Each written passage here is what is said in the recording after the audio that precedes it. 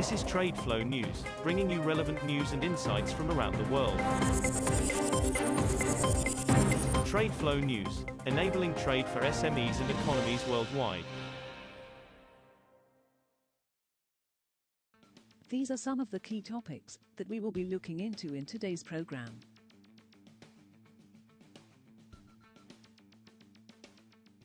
First, let's take a look at the overnight headlines which are impacting the commodity markets. Oil prices were steady on Thursday after U.S. crude stocks climbed less than expected, while investors awaited further clarity on supply drivers, including an OPEC+ meeting and the looming EU ban on Russian refined products. Brent crude futures rose 16 cents, or 0.2%, to $86.28 per barrel by 0745 GMT. U.S. West Texas Intermediate, WTI, crude futures climbed 31 cents, or 0.4%, to $80.46. The market awaits to get more clarity on the upcoming EU embargo on Russian refined products and the subsequent reshuffle of trade flows, while OPEC+ delegates head into their next meeting, Citi analysts said in a note Thursday. U.S. crude inventories rose last week as demand for fuels tapered off, and while the increase was less than expected, crude stocks reached the highest level since June 2021, the Energy Information Administration, EIA, said on Wednesday.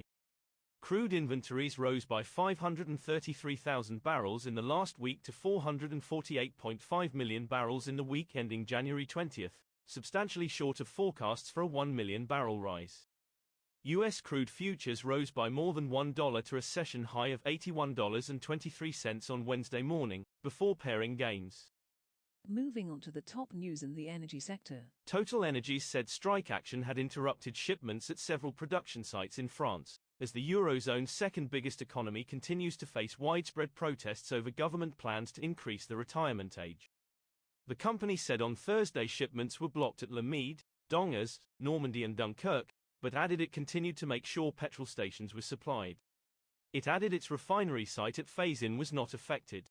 A CGT union representative for TotalEnergies said strike participation across French sites was around 60%.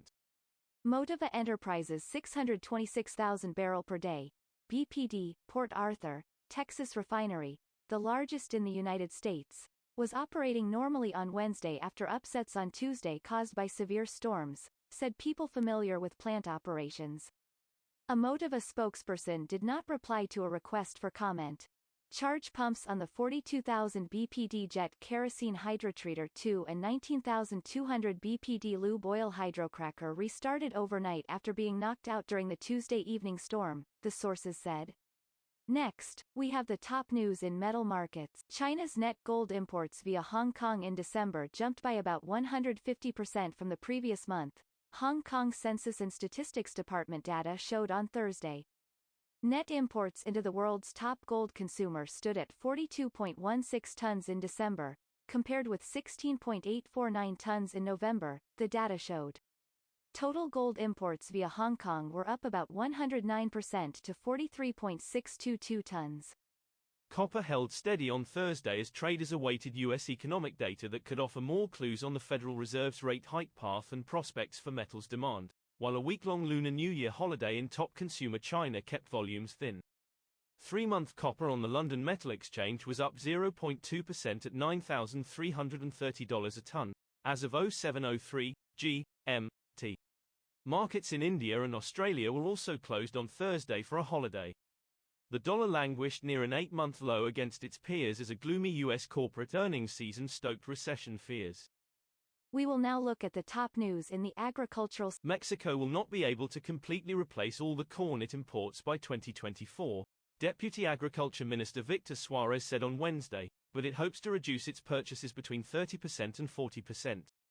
Latin America's second-largest economy is already self-sufficient in production of white corn, but is highly dependent on imports of yellow corn, which it largely purchases for use as livestock feed.